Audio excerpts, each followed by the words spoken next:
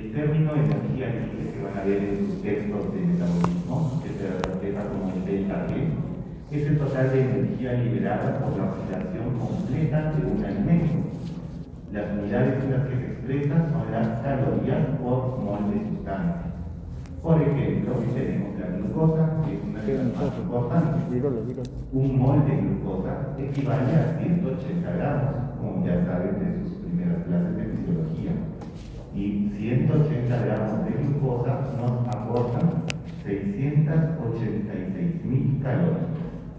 ¿Ya? Ahora, el siguiente que tenemos que conocer es el ATP, que es el trifosfato de adenosina. Su estructura, como pueden ver acá, adenosina, ribosa y 3 radicales fosfato, adenosina, ribosa, y miren estos radicales fosfato, que es su parte más importante.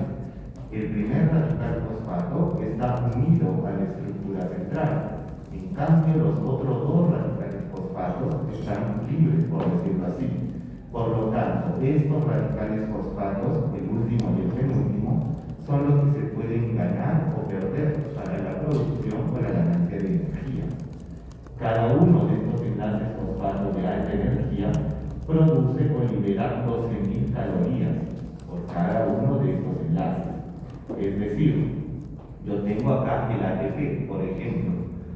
Voy a utilizar la bomba sodio-potasio que utiliza ATP. Para utilizar esa bomba yo gasto 12.000 calorías y este ATP pierde el primero de estos fosfatos para liberar esto y queda como ADP.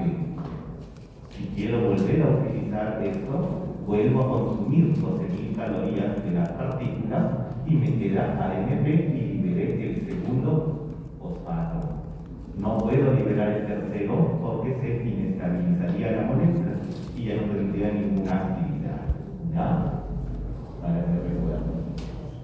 Ahora, el ATP es tan importante para nuestro organismo que se le denomina la moneda energética del organismo, porque es el vínculo entre la producción y el gasto de energía. La energía producida por la oxidación de los nutrientes se utiliza para transformar ADP en ATP. Producción de energía, ADP, que gane un fosfato y se convierta en ATP. Y cuando yo tenga que utilizarlo para las funciones celulares, pierde un fosfato y se vuelve a convertir en ADP. Por eso es nuestra moneda energética del organismo. Dada la evolución, nuestros sistemas enzimáticos degradan o liberan la energía de los nutrientes de manera progresiva, porque necesitamos energía a lo largo del día. No es que yo consumo un alimento y voy a utilizar toda su energía en la siguiente hora. Eso es parte de la evolución. Y bueno, esa es la primera parte, la introducción. Ahora vamos a conocer el metabolismo de los carbohidratos, el metabolismo de las grasas y el metabolismo de las proteínas. Es decir, todo su curso de biología. Sí, me lo recordamos. Voy a aprender, ¿no? Muy bien, entonces comenzamos con el metabolismo de los carbohidratos. ¿Qué es lo que tenemos que ver acá? La importancia de la glucosa. Tenemos que recordar que los productos finales de los carbohidratos que ingresaron por la dieta para que se puedan absorber adecuadamente del intestino son los monosacáridos. De estos, el 80% aproximadamente era glucosa, el resto era fructosa y galactosa. Ahora, una vez que ya los absorbo, estos son hidrosolubles. Si recuerdan, se transportan rápidamente por la vena porta y llegan hasta el hígado. A nivel del hígado, la fructosa y la galactosa se transforman en glucosa. Acá tenemos las reacciones, la glucosa, la galactosa también ingresa, una serie de pasos metabólicos se convierte en glucosa. La fructosa ingresa al hepatocito, una conversión y ya está también en glucosa. Esa es la gran importancia de la glucosa, porque al final el 95% de los carbohidratos o monosacáridos que van a estar circulando en nuestra sangre después del hígado son glucosa. Muy poco de galactosa, muy poco de glucosa. Ahora, ya tenemos la glucosa glucosa que ha sido convertida, 95%. Ahora, ¿cómo es que esta glucosa va a ingresar al interior de las células? Recordamos su alto peso molecular, 180 gramos. Los poros son estructuras de la membrana que permiten el ingreso de sustancias de una zona de mayor a menor concentración y su limitante generalmente o es la carga o es el peso. En este caso, por el peso molecular tan alto de la glucosa, es que el transporte por poros es muy limitado. Si recuerdan sus primeras clases, van a recordar lo que es la difusión facilitada, que es cuando utiliza una proteína transportadora para ir de un lado al otro de la membrana. En este caso, las proteínas transportadoras específicas se llaman GLUT y van del sitio de mayor a menor concentración. Existen diversos tipos de GLUT de acuerdo al tejido en el que se encuentren, como hemos visto en la parte de absorción a nivel de la velocidad. Pero hay unos tejidos especiales, como el tubo gastrointestinal y el epitelio renal, donde se transporta la glucosa de una manera diferente, porque no va a seguir un gradiente de concentración, sino se va a ir en contra del gradiente de concentración. Y es acá donde se utiliza el transporte o cotransporte activo secundario que hemos visto, sodio-glucosa. ¿Ya? Esas son las formas como la glucosa ingresa al interior de la célula. Ahora, toda esta clase de metabolismo la vamos a ir haciendo una pequeña comparación o unión con lo que van a ver más adelante en fisiología endocrinológica, porque va mucho de la mano el metabolismo con la endocrinología. Entonces, ¿qué tenemos para comentar acá? Que la insulina, hormona importantísima en la regulación de la glucosa, aumenta la velocidad de transporte de la glucosa 10 veces o más. Por eso, cuando uno consume una comida cargada de glucosa muy dulce, se libera en condiciones normales gran cantidad de insulina para que la glucosa que está circulando por mi sangre ingrese rápidamente a las células y pueda ser utilizada o almacenada. Recordar esto de la insulina, que es importantísima para el transporte o el ingreso de la glucosa de la sangre a las células. Ahora, vamos avanzando. Vamos a lo que sería la fosforilación de la glucosa. Ya vimos cómo se transforma en el hígado, ya vimos cómo puede entrar al interior de la célula. Ahora vamos a ver qué le pasa a la glucosa cuando entra en las células.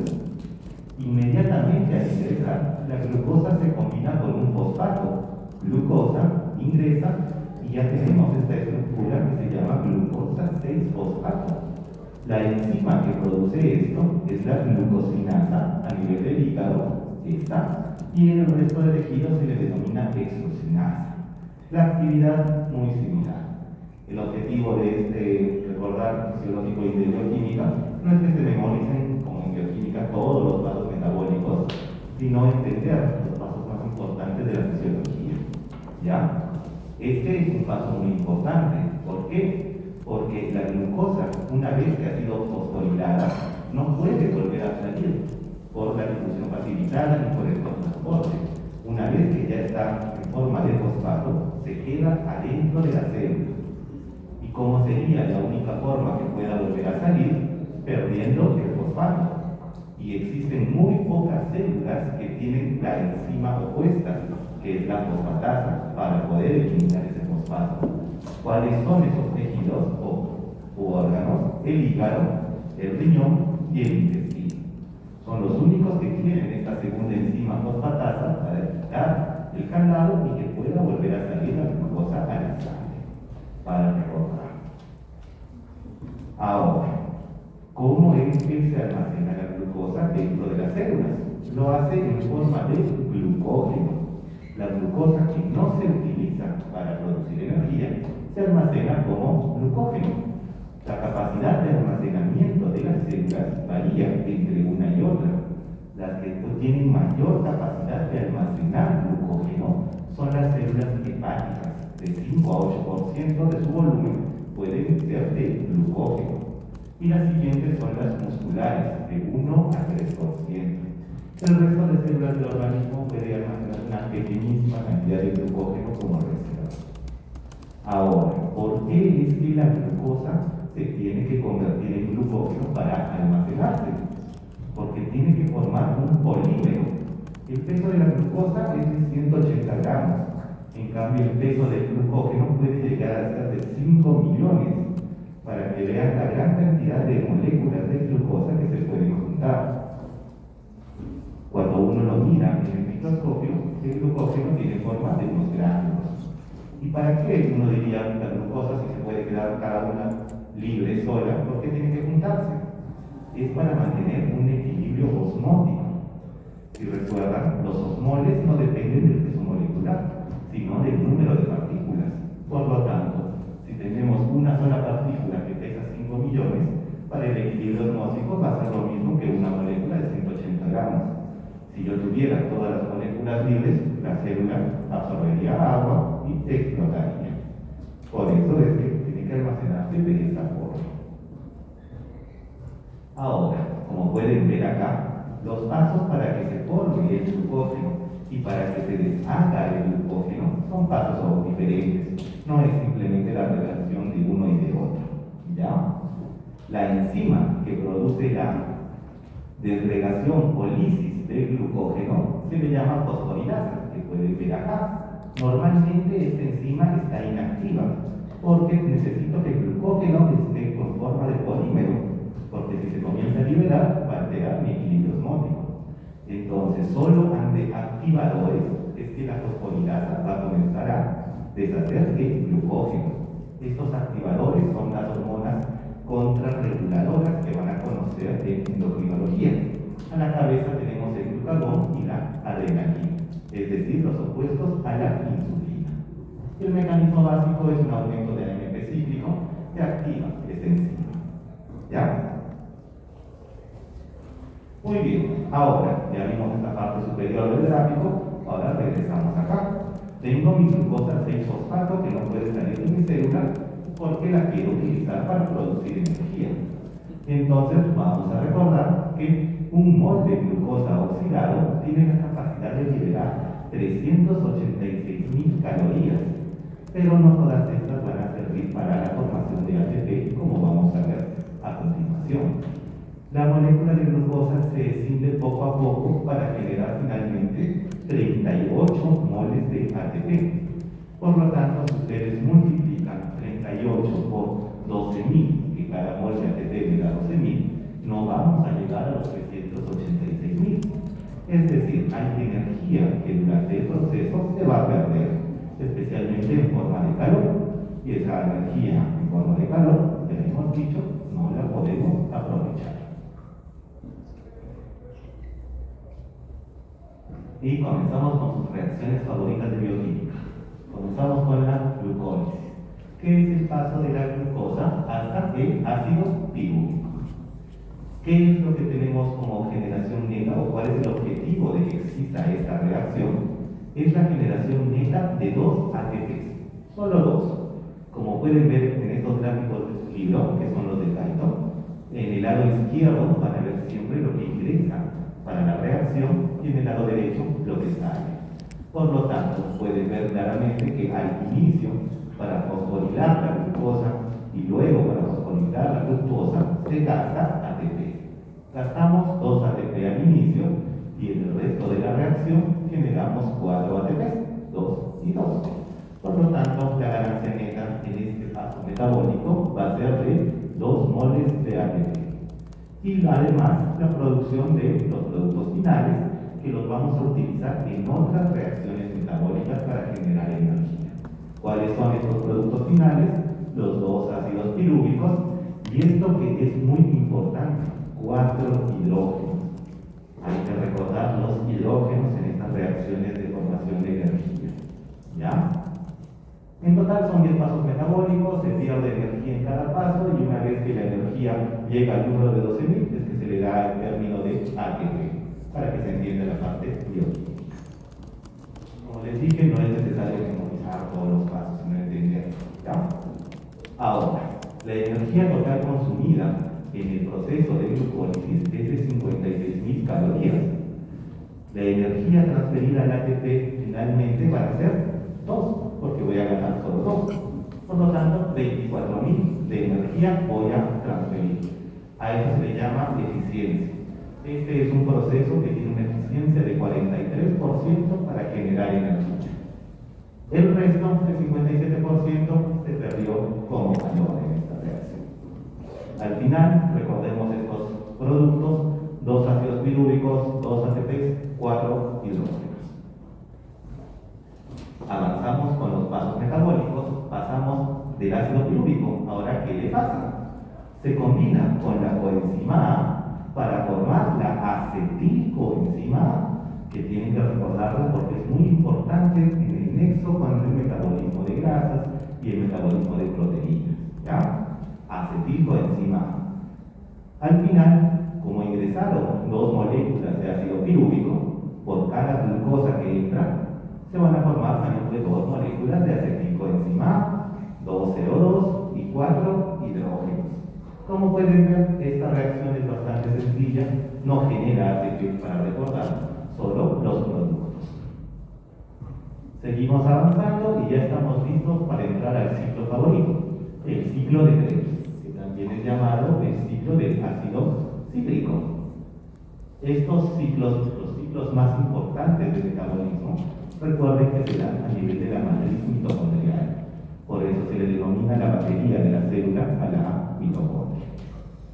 Muy bien, entonces en la matriz mitocondrial tenemos 2 pasos de conversión de acetilcoenzima A hasta CO2 e hidrógeno. ¿Por qué se le llama ciclo? Porque en el inicio y en el fin tenemos este producto que se llama ácido oxaloacético. Al inicio del ciclo se libera la coenzima A, que utilizamos para la formación de la acetilcoenzima A, y se vuelve a reciclar esa coenzima A para juntarse con otro ácido pirúvico y volver a generar la acetilcoenzima A. ¿Listo? Se produce poco ATP, pese a que es una reacción larga de metabolismo. Tiene una eficiencia energética baja porque genera poco ATP, solo en el paso del ácido alfa-cetoglutárico hacia el ácido succínico. ¿Ya? Acá está. Al final, por cada mol o molécula de glucosa que entró a mi célula, se formaron 2 ácidos pirúvicos. Se formaron 2 moléculas de acetilcoenzima A. Por lo tanto, después de todo el ciclo de Krebs, van a terminar saliendo 4 CO2, 16 hidrógenos más, 2 coenzimas que se van reciclando y solo 2 ATPs. Hasta ahora, mucha reacción, poca ganancia. Entonces, un cuadro resumen para recordar la cantidad final de hidrógeno que estamos formando. En la glucólisis, 4.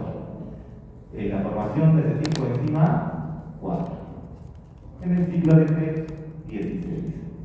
Al final, hasta ahora, tenemos 24 átomos de hidrógeno por cada molécula de glucosa que va a ingresar a mi célula. Y esta es su utilidad principal para generar energía. El hidrógeno generado en estas reacciones es lo que realmente produce la energía. Y la cantidad final de CO2, si es que alguien se pregunta, en la glucólisis 0, en la formación de acetilcoenzima A2, en el ciclo de Krebs 2, 4 moléculas de CO2 que por la descarboxilasa pasan a la sangre y los eliminamos por los pulmones. La parte de CO2 sencilla. Muy bien, ahora seguimos con una nueva vía metabólica, la vía del NAD. Es un nombre largo, es dinucleótido de nicotinamida y adenina. Más fácil, la vía del NAD. Recordad, ¿ya? Al inicio de esta vía se tienen que liberar los hidrógenos que ya se han formado en las reacciones anteriores para convertirse en energía por la enzima deshidrogenasa. Esta enzima se encarga de liberar los hidrógenos, pero en paquetes de 2. Recuerden que teníamos 24. Entonces, de los 24 que tenía, 20 se combinan rápidamente con esta molécula que se llama NAD y 4 permanecen libres. La enzima que produce eso, bueno, ya es otra deshidrogenasa y al final, como son un producto NAD, NAD con un hidrógeno y el otro, su pareja, queda libre como hidrógeno. ¿Ya? Los 4 hidrógenos restantes no se combinan y pasan directamente al proceso oxidativo. Esta es la fosforilación oxidativa, la cadena respiratoria mitocondrial, el mecanismo quimiosmótico mitocondrial. Tiene muchos nombres bioquímicos este proceso, que es el más importante de generación de energía. Por ese proceso se forma el 90% de la ATP, el 90% de la energía de las células. Previamente, recuerden, solo se formaron 2 en la glucólisis netamente, 2 ATPs, y solo 2 en el citodextros. Muy baja producción energética. El objetivo principal de las reacciones anteriores es generar hidrógenos que entren a mi cadena respiratoria. Ese es el objetivo. Igual como les decía, el lugar donde se produce todo esto, mitocondria. El proceso de la fosforilación oxidativa, comenzamos por acá arriba. Primero se tienen que ionizar los hidrógenos para formar hidrogeniones y electrones. Estos son los que ingresan a la cadena. Los electrones pasan a la cadena de transporte de aceptores, que son todos estos, que se encuentran plegados en la membrana interna de las mitocondrias, en las crestas mitocondriales. ¿Cuáles son estas cadenas de receptores? Los más importantes: flavoproteínas, sulfuro de fierro, ubiquinonas, citocromos, BS1, CA y el A3. No es que se lo memoricen, porque eso ya lo hicieron en bioquímica. Y tenemos el último, que es el más importante, que es el citocromo A3, que se le denomina el citocromo oxidasa, este que ven acá, el ultimito, que se encarga de unir el oxígeno reducido con el hidrógeno para formar agua. Por eso hay agua dentro de la matriz mitocondrial. Es decir, el objetivo de toda esta cadena, uno, es generar ese oxígeno para que se junte con el hidrógeno y generar agua. A recordar, se le llama fosforilación oxidativa porque se da este paso y por lo tanto requiere oxígeno, para que recordemos, ¿ya? Ahora, esta cadena de energía lo que produce es una bomba que hace pasar hidrogeniones, bueno, hidrógenos que teníamos acá del NAT, pasarlos de la membrana interna hacia, bueno, de la matriz interna hacia la cámara externa mitocondrial. Su objetivo es generar energía y comenzar a pasar hidrógeno, pura carga positiva, para generar una gran carga positiva afuera y una gran carga negativa adentro. Afuera se fueron los hidrogeniones, adentro quedaron los electrones. Ese es el objetivo de esta cadena. ¿Para qué? Para que luego se active esta enzima, que se llama ATP sintetasa. Es una proteína, como pueden ver, que atraviesa toda la membrana interna. ¿Y cuál es su objetivo? Es que como hay tantas cargas positivas en la parte externa y tantas negativas acá, tienen que ingresar y utilizan este canal de esta proteína. Estos hidrogeniones ingresan dentro de la célula y esa alta energía que comienzan a generar al momento de pasar es la que se utiliza para formar el ATP. Así es como esta cadena respiratoria mitocondrial genera ATP. Le añade un radical fosfato de alta energía por el paso de las cargas altamente positivas externas hacia la matriz altamente negativa interna. ¿Listo? Finalmente, el ATP que se formó en la matriz sale hacia la cámara externa por un proceso de difusión facilitada y luego hacia el líquido extracelular, bueno, hacia el líquido intracelular, porque estamos dentro de la mitocondria, sale al citoplasma por una difusión simple. Y el ATP va en la dirección opuesta.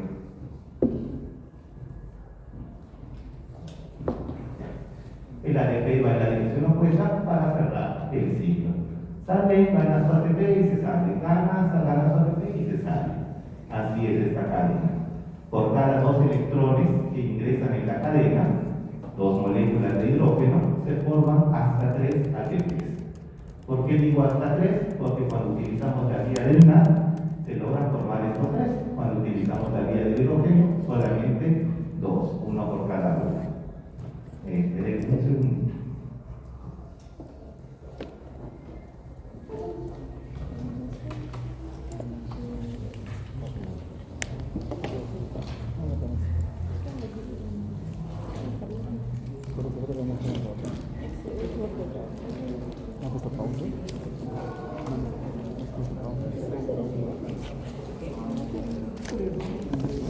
Final, entonces, de lo que sería la formación de ATP a partir de una molécula de glucosa. En la glucólisis se formaron 4, gasté 2, neto 2. En el ciclo de 3, solo 2. En la fosforilación oxidativa, 10 pares de 2 hidrógenos entraron con el NAD, que me da lo máximo, o sea, por cada 2, 3, hasta 30 ATP.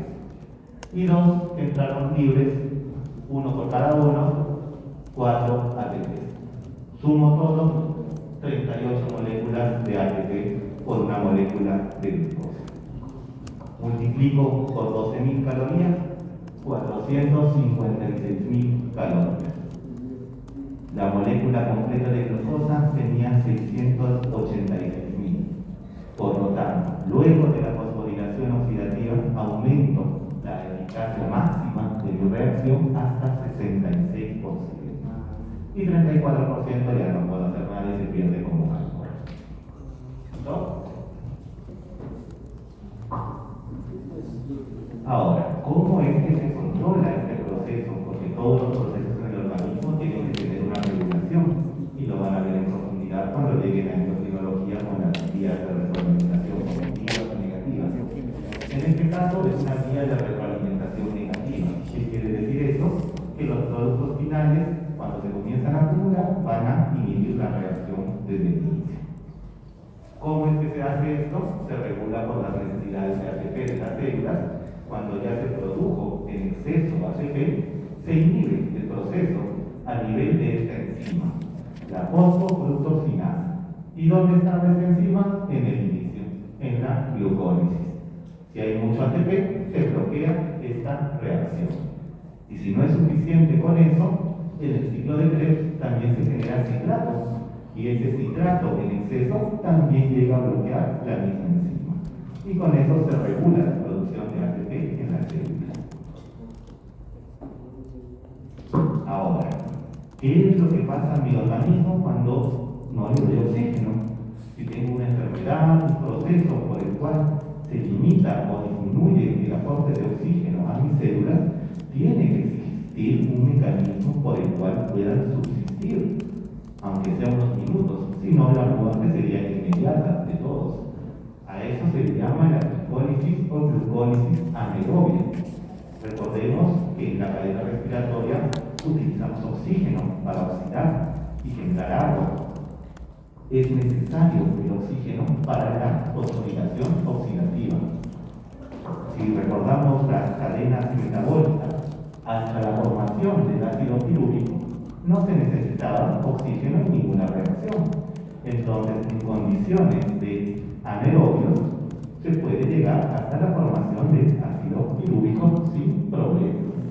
Pero recordemos que en este proceso de la glucólisis solo producíamos 2 ATPs, 24.000 calorías, eficiencia de 3% nada más del proceso.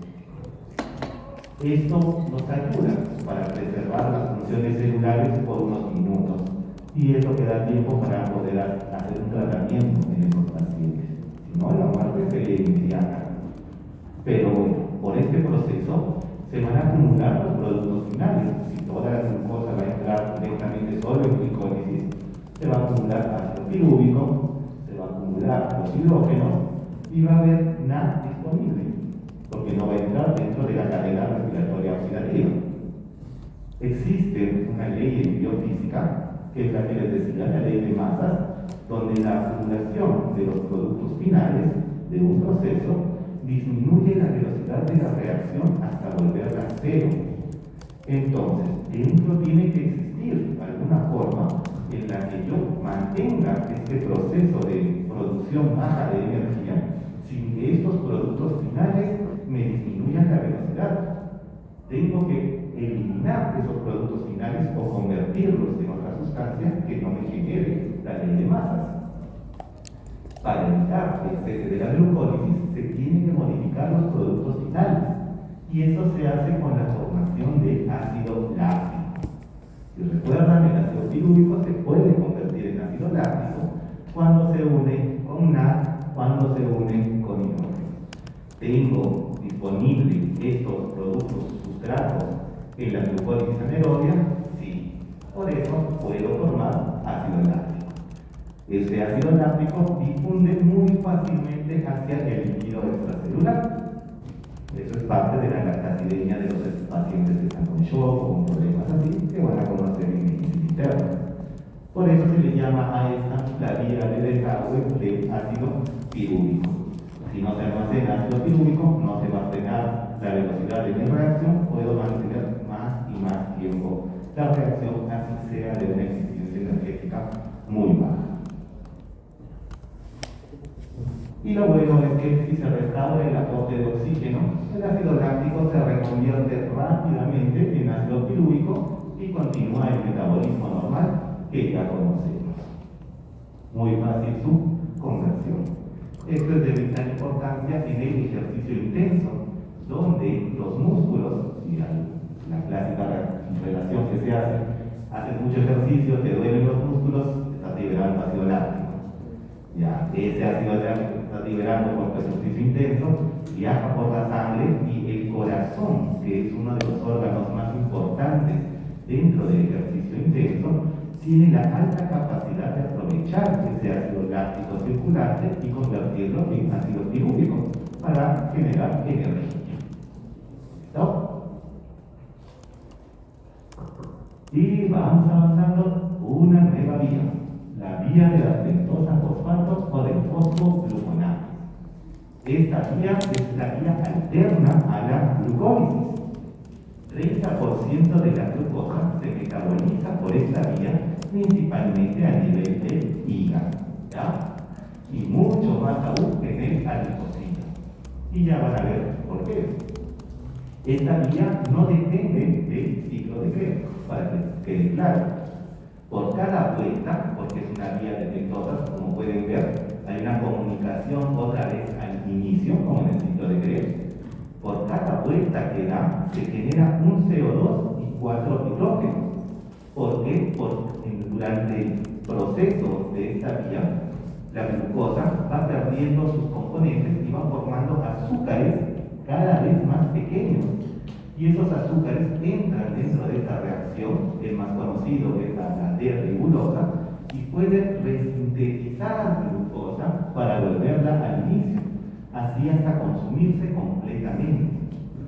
La cosa es que por una molécula de glucosa generalmente, al final terminamos teniendo 6 CO2, 4 hidrógenos y 12 de esta sustancia NADPH, que la vamos a ver acá.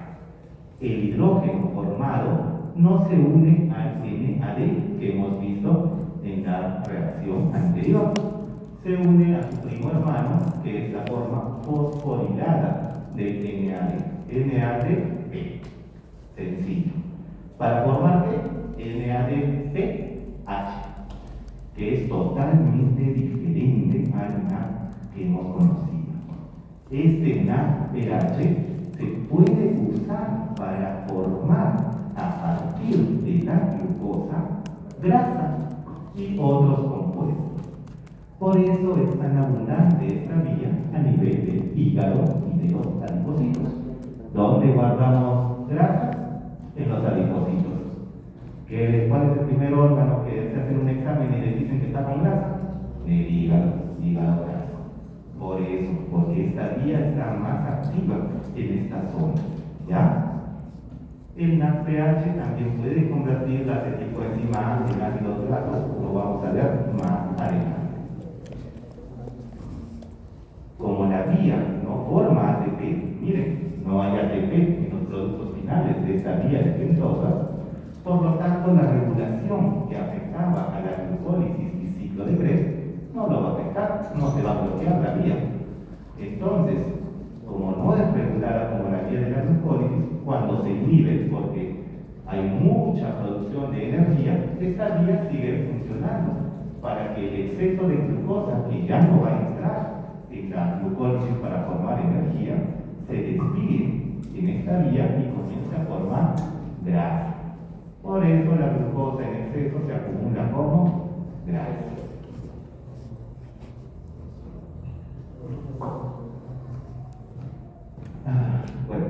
Bueno, lo que hemos dicho, ¿no? La glucosa que no se usa como fin energético, lo primero se almacena. Y cuando ya no se llega al límite de almacenamiento, grasa por la vía de la pH. Lo mismo. Y el siguiente término es la gluconeogénesis. Neo, nuevo, para que se acuerden de la diferencia, es la formación de glucosa a partir de aminoácidos y gliceroles. Este mecanismo es muy importante, especialmente para mantener los niveles de glucosa durante el ayuno. Hasta un cuarto de la glucosa durante el ayuno proviene de la conversión de aminoácidos y de grasas en glucosa. Por eso el ayuno intermitente está ganando como posibilidad de dieta para la pérdida de peso, ¿no? Una de sus bases fisiológicas. Si el ayuno es prolongado, el riñón también puede activar mecanismos de gluconeogénesis. Por eso, cuando vean pacientes con enfermedades de hígado, enfermedades de riñón, que no les dan de comer bastantes horas, hacen hipoglicemias bastante severas por este mecanismo que han perdido por su enfermedad. Los aminoácidos, que vamos a comentarlos con más profundidad en el metabolismo de proteínas, 60% pueden convertirse rápidamente en glucosa por su estructura. 40% lo pueden lograr, pero los mecanismos son más difíciles. Casi el 100% de los aminoácidos puede llegar a convertirse en glucosa. Solo hay un par que no pueden entrar en este proceso. Cada aminoácido se convierte en glucosa por procesos diferentes y utiliza las vías de la glicólisis y de las pentosas fosfato para poder llegar hasta el estadio inicial de glucosa. El regulador es el eje de los corticoides, el cortisol, que moviliza los aminoácidos libres para convertirlos en glucosa. Y ya, con esto se acaba lo que es metabolismo de los carbohidratos. Unos minutitos. Metabolismo de grasas. Acabo ya.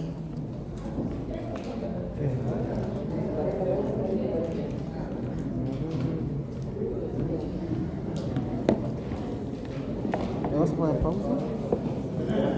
Para que se regrese.